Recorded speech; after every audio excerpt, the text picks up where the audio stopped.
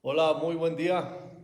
Bienvenidos a un estudio del domingo de aquí de Capilla Calvario, Iglesia El Camino. Soy el pastor Cristóbal García, dándole la bienvenida como siempre y agradeciéndoles que estén con nosotros. Como siempre, les pedimos que tengan sus Biblias con ustedes para que lean con nosotros y estudien con nosotros la palabra de Dios. Es nuestro objetivo primordial de enfocarnos en lo que es la palabra de Dios y aprender de ella y ser edificados y ser bendecidos por medio de ella. Así que hoy vamos a seguir en el capítulo 6 de Marcos. Vamos a estudiar solamente el versículo 7 al 13 y mientras buscan en sus Biblias, les exhorto, les pido, a que nos sigan levantando en oración ante el Señor para que el Señor haga una obra aquí en este lugar. Y no quisiéramos que, como nuestro estudio se va a tratar de hoy, que tengamos que sacudir nuestros pies e irnos de aquí, pero quisiéramos que el Señor hiciera una obra aquí, que plantara su iglesia aquí en Pajacuarán, Michoacán, en toda esta región de este lado occidental de México. Así que bienvenidos de nuevo, gracias por su compañía y vamos a pasar a la lectura del texto de hoy y después lo pasaremos y lo estudiaremos. Dice la palabra del Señor en Marcos 6, capítulo 7 al 13.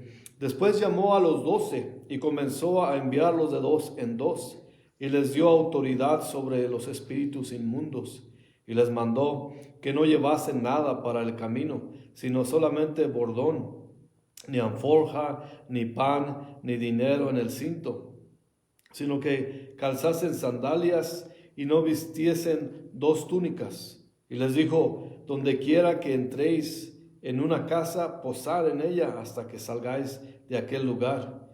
Y si en algún lugar no os recibieren, ni los oyeren, salid de allí y sacudid el polvo que está debajo de vuestros pies, para testimonio a ellos. De cierto os digo que en el día del juicio será más tolerable el castigo para los de Sodoma y Gomorra que para aquella ciudad. Y saliendo predicaban que los hombres se arrepintiesen y echaban fuera muchos demonios y ungían con aceite a muchos enfermos y los sanaban.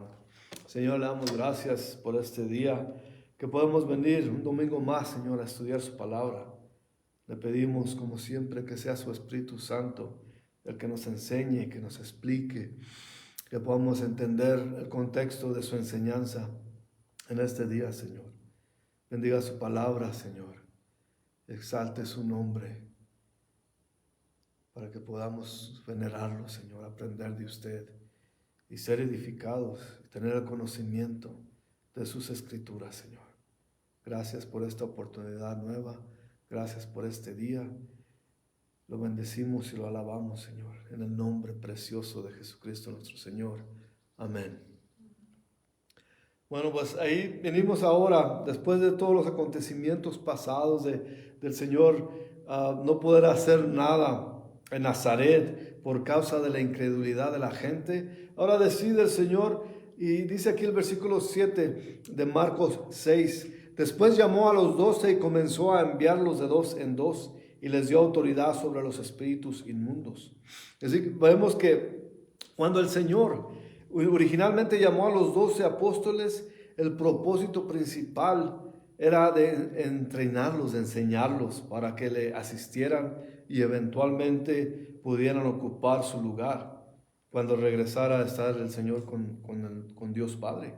Antes de enviarlos, Él reafirmó su autoridad para sanar sanar a gente y expulsar demonios.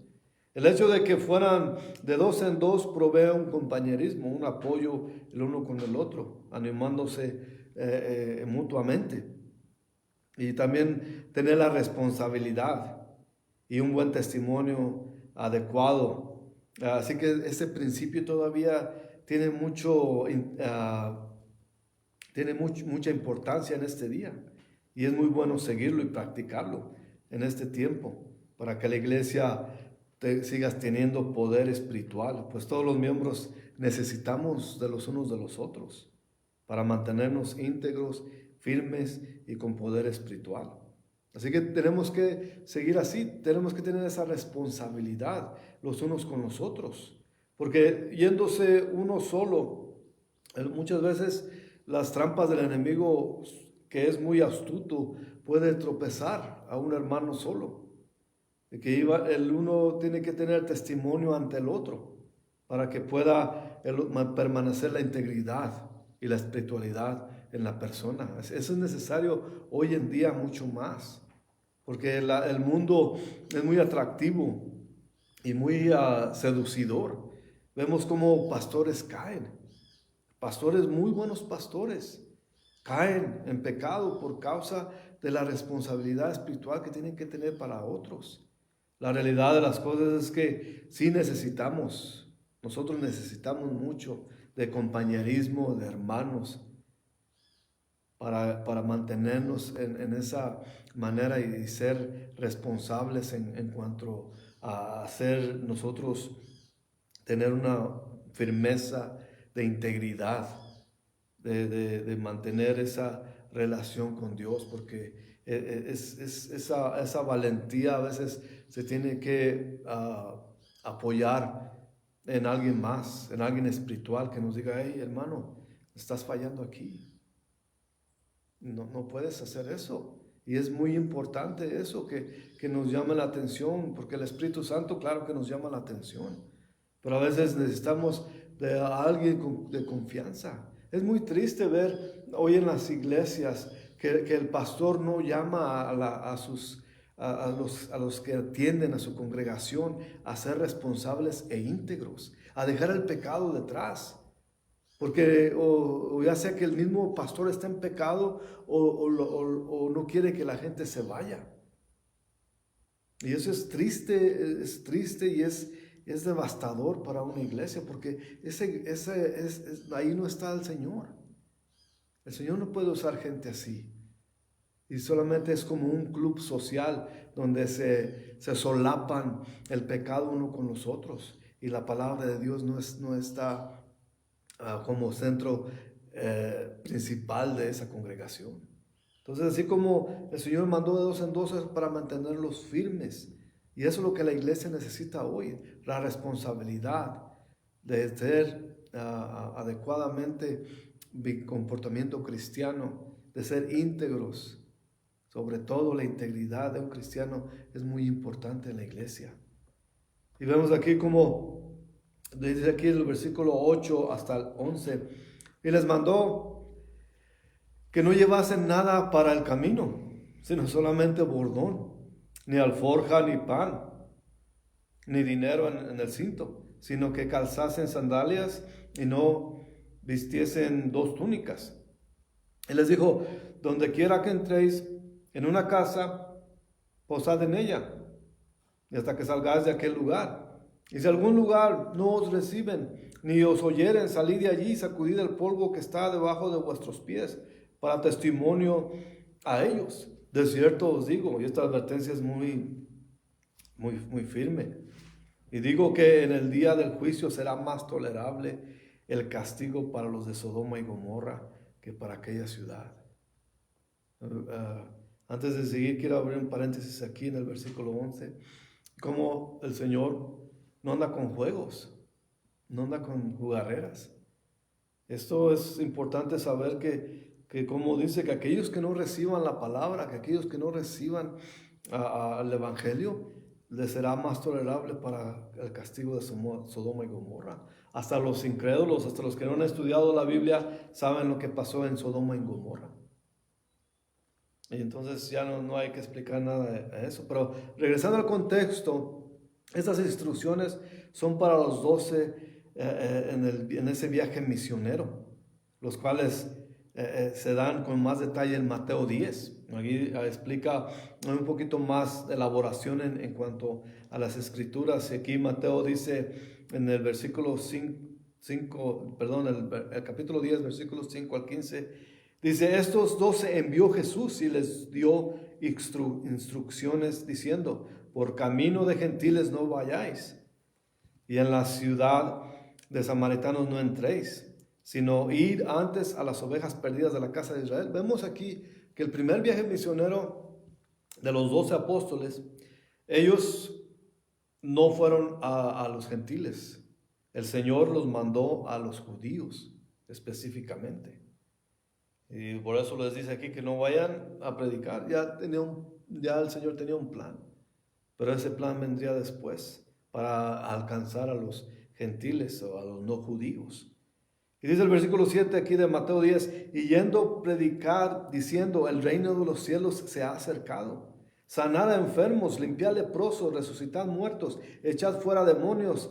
De gracia recibisteis, dad de gracia. Es muy importante también.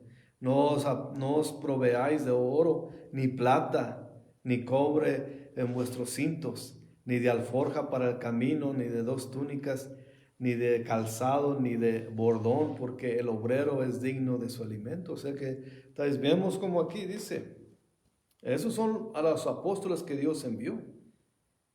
Y dice, más en cualquier ciudad o aldea donde entréis, informaos quién ella sea digno, y posar allí hasta que salgáis.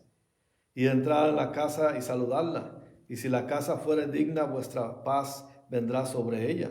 Mas si fuere digna, vuestra paz se volverá a vosotros.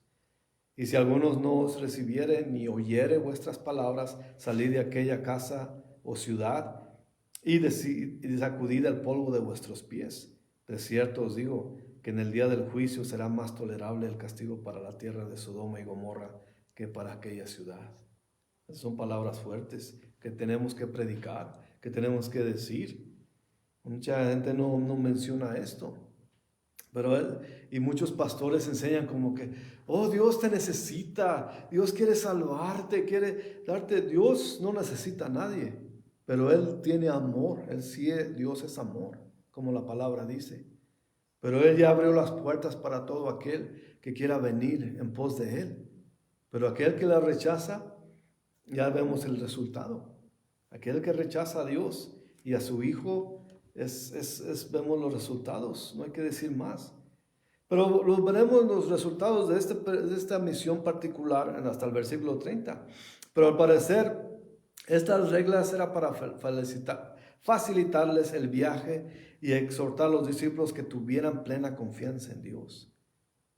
Vemos que ellos se le iban a ser alimentados por la gente, a donde fueran. Ellos iban a darle a un lugar donde quedarse por la gente. Y les dice, quédense en esa casa. No anden de casa en casa, pero en ese lugar donde vayan, en la casa que los reciban, allí quédense hasta que se vayan de ese pueblo, de ese lugar, de esa aldea. Ahí quédense. No les dijo, pues busquen donde está mejor, donde están más finas las camas, donde está mejor la comida, para que puedan. No, ahí no dice. Tampoco les dijo, no busquen oro ni plata. Y eso es solamente para decir, como siempre, ya tenía tiempo que no les decía esto, que hoy en día no hay apóstoles como tal. Toda aquella persona que se nombra apóstol a sí mismo no está bajo la palabra del Señor. Porque ya no hay apóstoles. Los apóstoles fueron 12. Y como hemos dicho en estudios anteriores, los 12 eran parte de los cimientos de la iglesia de Jesucristo. Así que como tal, hoy no hay apóstoles. Y vemos que hoy los apóstoles obran diferente a estos. Estos se les decía, Dios, Jesucristo les dijo, no lleven ni siquiera una bolsa. Y esa bolsa que se refiere en el griego significaba la bolsa que usaban los mendigos para que echaran ahí las limosnas o donaciones. La gente, ni siquiera lleven eso, no busquen eso. Comida tendrán, un lugar donde quedarse tendrán, porque eso será proveído por la misma gente que escuche sus palabras. Pero esa autoridad que llevan ellos será solamente para sanar, para ser siervos de Dios verdaderos. No era para enriquecerse, no era para que sacaran las bolsas llenas de dinero de esa aldea, como hoy los llamados que se llaman apóstoles a sí mismos, es lo que se encargan de hacer dinero, de hacer riquezas. Y vemos ahí, por eso no hay apóstoles hoy en día. Los apóstoles ya fueron parte de la iglesia temprana. Pero ellos no los mandó Dios Jesús a que se compraran un equipo nuevo para ir a la misión. Les llevó que se llevaran lo que ya tenían y solamente lo que tenían puesto. Solamente todo lo demás sería proveído por Dios por medio de la gente que los recibiera ahí. Así que de ninguna manera podían pedir dinero ni comida. La comida se las darían ahí. Mientras iban ministrando en el lugar, se encontraban con hospitalidad y claro que se iban a encontrar con hostilidad también, porque así es. Hay muchos que iban a ser sus amigos y muchos que serían sus enemigos. El Señor les advirtió precisamente que no anduvieran buscando la comodidad, solamente lo que necesitaban, de quedarse en un lugar donde puedan quedarse la noche y donde podían comer. Estaban allí para hacer beneficio de las personas a donde iban. Iban para hacer un beneficio y servidores. Y no iban para ser mimados ni servidos por la gente. Claro que les iban a servir como los alimentos y ofrecerles donde quedarse. Pero de ahí en más, no hay hoy en día que los pastores se creen los y quieren ser primera fila, quieren ser los que tengan el mejor lugar donde van. Tienen que ser los que sean admirados por la gente. Y eso no es lo que llama a ser Dios. Un seguidor de Dios es un siervo, un servidor de los demás. Y muchos piensan que porque predican la palabra, eso ya es el servicio que tienen. Lo demás ya tiene que ser proveído por los demás. La admiración y las mejores cosas para ellos. Pero eso no es bíblico. Si en una casa o aldea no la recibieran, tenían el permiso de Jesús para declarar el juicio de Dios sobre esa gente. Era costumbre de los judíos el sacudir el polvo de sus pies cuando se iban del territorio gentil. Pero el hacer esta acción de sacudirse sus sandalias o sus pies a sus hermanos judíos era algo nuevo que Jesús les decía. En Lucas 10, versículos 10 y 11 dice ahí: mas en cualquier ciudad donde entréis y no os reciban saliendo por sus calles, decid: aún el polvo de vuestra ciudad que se ha pegado en nuestros pies, lo sacudimos contra vosotros. Pero esto sabed, que el reino de Dios se ha acercado a vosotros.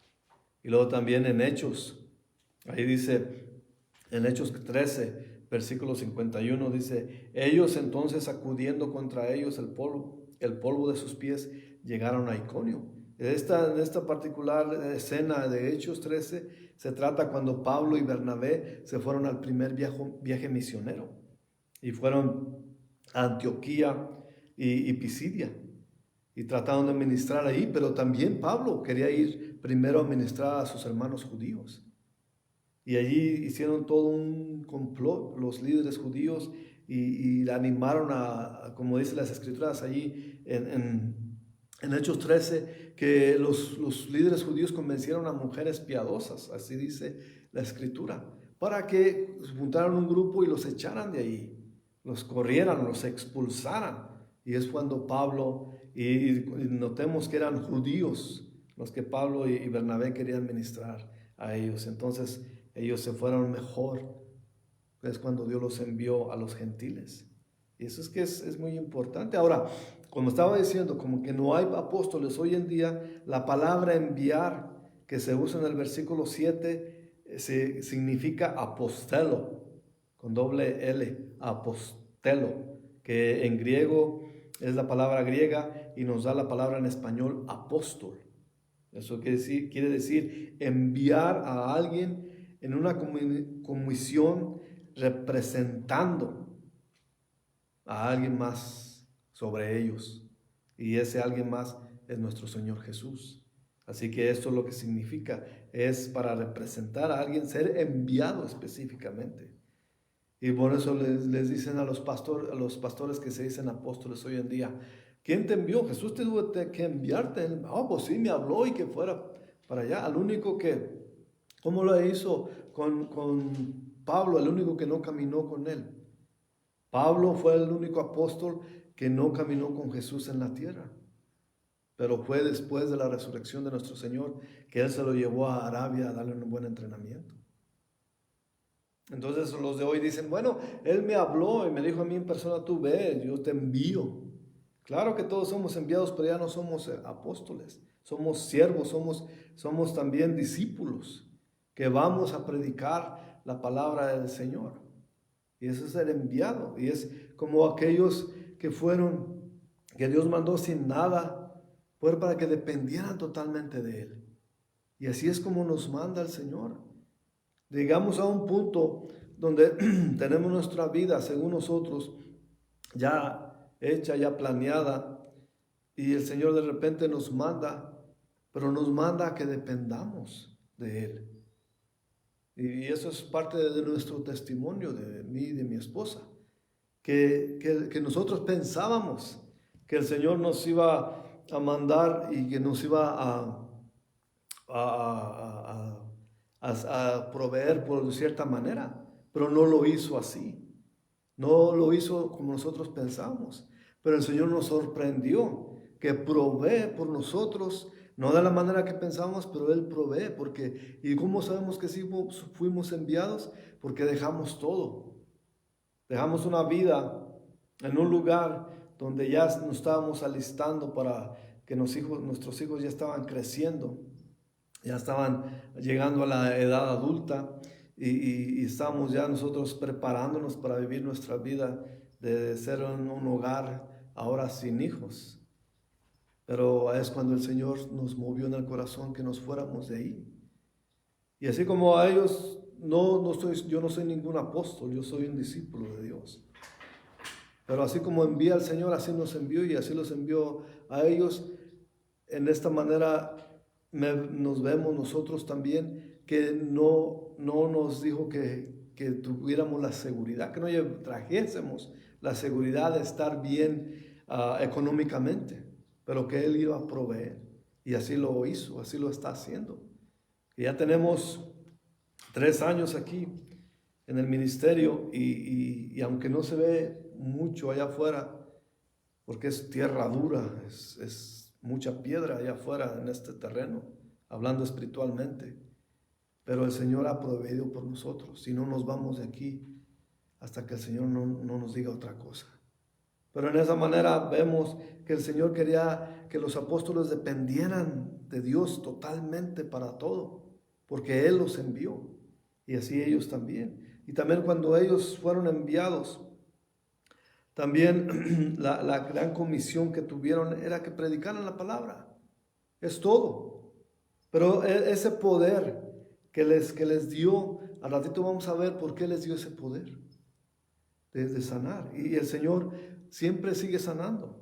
Claro que no son esas cosas que nosotros vemos en las televisiones o en los videos de esas iglesias donde hacen todo un show. El Señor es más calmado en sanar. Vemos sus milagros ponerse y nos deja saber que es su voluntad en hacer los milagros. Así que todo esto es para saber que alguien que representa al Señor es un siervo solamente.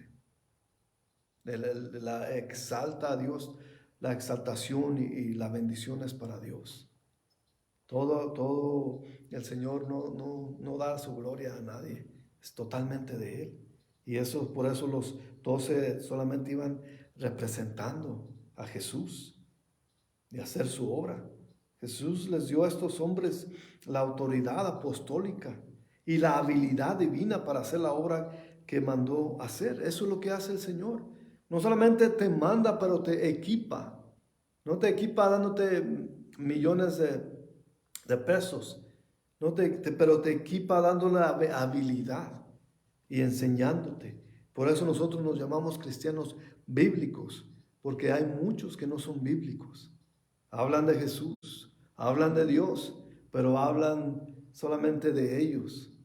No dan la gloria a Dios. La obra apostólica que fueron a hacer les dio la provisión y la habilidad para que los hiciera. Y siempre es Dios así, que da la habilidad a aquellos que mandan. Ellos no estaban solos. representaban a Jesús, a un Jesús todopoderoso. Ellos representaban a Jesús en todo lo que hacían y decían. Y eso es muy importante para nosotros, porque a veces fallamos en representar a nuestro Señor Jesús en la manera que nos comportamos y en la manera que hablamos. Entonces es muy importante. Nosotros, si nos llamamos siervos, discípulos de Jesús, tenemos que representarlo a Él como tal. Tenemos que ser buenos representantes de Él para poder ser dignos de ser enviados. Y aunque a veces ser digno no cuenta, pero es Dios queriendo mandar. Porque estos hombres no tenían nada de importante. Eran pecadores igual que todos, pero eran escogidos por Dios. El versículo 12, aquí de Marcos 6 dice, y saliendo predicaban a los hombres que los hombres se arrepintiesen. También eso es algo muy importante. Notemos que llamar al arrepentimiento era parte del mensaje primario y primordial, valga la redundancia. El arrepentimiento es necesario para cultivar una nueva vida en Cristo Jesús. Eso es lo más importante. Tenemos que llamar al arrepentimiento. Si no hay arrepentimiento, entonces no puede haber salvación. Es importante, no puedes vivir en pecado y pensar que eres salvo. Jamás. Así que es necesario cultivar esa nueva vida en Cristo Jesús. ¿Y qué significa el arrepentimiento? El arrepentimiento es un cambio de opinión. También puede referirse a un giro total en el modo de pensar y el pesar que da a una persona al darse cuenta que ha estado obrando mal, porque sí da ese pesar. Ese es el arrepentimiento. Y tiene que llevarse a cabo el arrepentimiento. En el sentido bíblico significa una profunda y total conversión a Dios. Hay arrepentimiento cuando se vuelve uno a Dios de manera radical. Y eso es lo que pasa casi siempre. Cuando hay un verdadero arrepentimiento y cuando hay una vida transformada y entregada a Dios, es radicalmente diferente de lo que era antes. Radicalmente, porque hay gente, no necesariamente porque si nos enfocamos en la gente que es viciosa, que es pecadora, que abunda en el pecado, que usa drogas y todo eso. No solamente eso, pero también hay gente que ha sido religiosa toda su vida y se dan cuenta que esa religión no es de Dios. Y cuando encuentran esa nueva vida en Cristo, entonces es radicalmente diferente. También en eso, no solamente el cambio de vida de una persona llena de pecado, pero también esa persona que pensaba que vivía su vida de una manera correcta, pero se da cuenta que no era la manera bíblica. Y es cuando cambia, hay una transformación radical, ese es el arrepentimiento. Cuando hay esa experiencia, se reconoce a Dios como lo más importante en la existencia de la persona. Y eso es lo hace radical, que Dios es lo más importante en la vida de una persona. Por eso predicaban el arrepentimiento. Y eso es parte importante. Tenemos que llamar a la gente al arrepentimiento. No podemos nosotros vivir una vida y dejar a la gente que va a los estudios bíblicos o a las predicaciones y no decirles que se arrepientan de su pecado. No podemos solapar el pecado de una persona porque nos caen bien o porque nos conviene que vengan a nuestra iglesia o porque nos conviene su amistad. No podemos hacer eso. El arrepentimiento es la idea central en la predicación. Desde que empezamos a leer este estudio en el Marcos y en todos los evangelios, el arrepentimiento es la idea central en la predicación. El Juan Bautista, donde hace referencia a una total conversión, y también ahí mismo agregaba el mensaje con una nota de emergencia. En Mateo 3:2 dice, diciendo, arrepentíos, porque el reino de los cielos se ha acercado. Esa era urgentemente arrepiéntanse.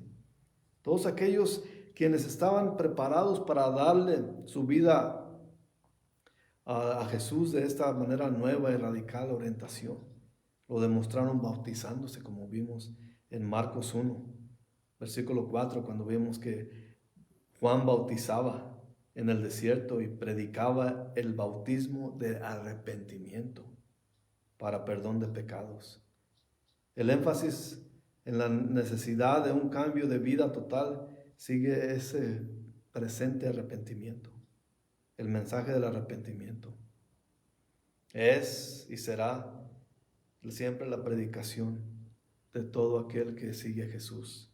Jesús mismo, al describir la esencia de su misión, de la misión de Jesús, la vemos en Lucas 5, versículo 32. Ahí dice: no he venido a llamar a justos, sino a pecadores al arrepentimiento. Entonces tenemos que llegar a ese arrepentimiento. El llamado de esta acción es una convocación a una entrega absoluta a la voluntad de Dios y a vivir procurando su propósito. Ya ves, no se trata de nosotros hacer lo que nosotros pensamos que está bien. Se trata de someternos a lo que Jesús dice que está bien. Así que estos hombres fueron, y dice el versículo 13 aquí de Marcos 6, y echaban fuera muchos demonios, y ungían con aceite y a muchos enfermos y los sanaban. Los 12 fueron e hicieron lo que Jesús les dijo que hicieran. Es remarcable cómo un grupo de hombres ordinarios, comunes y corrientes, pudieran ir de esa manera a representar a Dios Todopoderoso y que pudieran demostrar su autoridad haciendo milagros. Los mandatos de Dios siempre vienen con empoderamiento, siempre. Y ahora vemos por qué en ese tiempo era más presente el milagro, los milagros y la sanación, y por qué era más así, porque de esa manera Dios llamaba la atención de la gente y de esa manera demostraba el poder en los que Dios envió. En los que Él envió había poder, y por eso la gente les prestaban atención a ellos. Era como que una manera de llamarles la atención, decir: estos hombres sí son los que dicen ser, sí van en el nombre de Jesucristo, y en el nombre de Jesucristo siempre. En 2 Corintios capítulo 3 versículos 5 y 6 dice: no que seamos competentes por nosotros mismos para pensar algo como de nosotros mismos, sino que nuestra competencia proviene de Dios. La provisión de Dios para hacer su voluntad siempre viene acompañada con el mandato, lo vuelvo a decir. Y el versículo 6 aquí de 2 Corintios 3, el cual asimismo nos hizo ministros competentes de un nuevo pacto, no de la letra, sino que del Espíritu, porque la letra mata, mas el Espíritu vivifica. ¿Y qué quiere decir aquí Pablo? ¿Qué quería decir allí? Que la letra está refiriéndose al Viejo Testamento, que la ley nos mata porque todos somos pecadores, pero el Espíritu vivifica, el Espíritu de salvación vivifica. El hecho de que expulsaban demonios y sanaran nuevamente a los enfermos demostraba su autoridad, que en realidad venían en el nombre de Jesucristo. De esa manera escuchaba a la gente el mensaje. Por eso nosotros el punto principal es Jesucristo. No hay nadie más que toque y sane. No hay nadie más que nos abra las puertas del cielo y de Dios, sino Jesucristo, nuestro Señor y Salvador. Así que en 2 Corintios capítulo 12, versículo 12 dice: con todas las señales de apóstol han sido hechas entre vosotros en toda paciencia por señales, prodigios y milagros. Así que esas señales hay. El Señor nos empodera, pero no hay que hacer un show de todo eso, de ser como un teatro para que asombrar a la gente, y no es la persona, es Dios. En Hebreos 2, versículos 3 y 4 dice: ¿cómo escaparemos nosotros si descuidamos una salvación tan grande? La cual, habiendo sido anunciada primeramente por el Señor, nos fue confirmada por los que oyeron, testificando Dios juntamente con ellos con señales y prodigios y diversos milagros y repartimientos del Espíritu Santo según su voluntad. Esa era la señal que venían de Jesús, que realmente representaban a Jesús. Por eso es que es muy especial estudiar las Escrituras, no para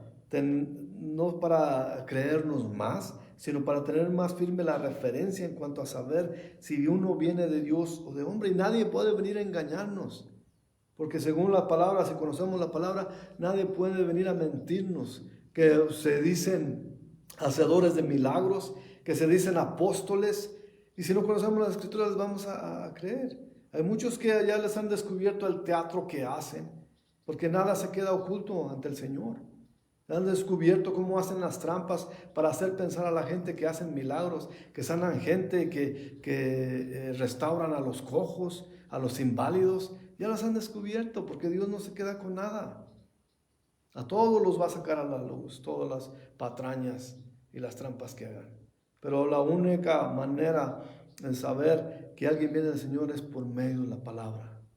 Si esa persona predica la palabra y solamente se enfoca en lo que es la palabra de Dios, sabremos que viene de Jesucristo.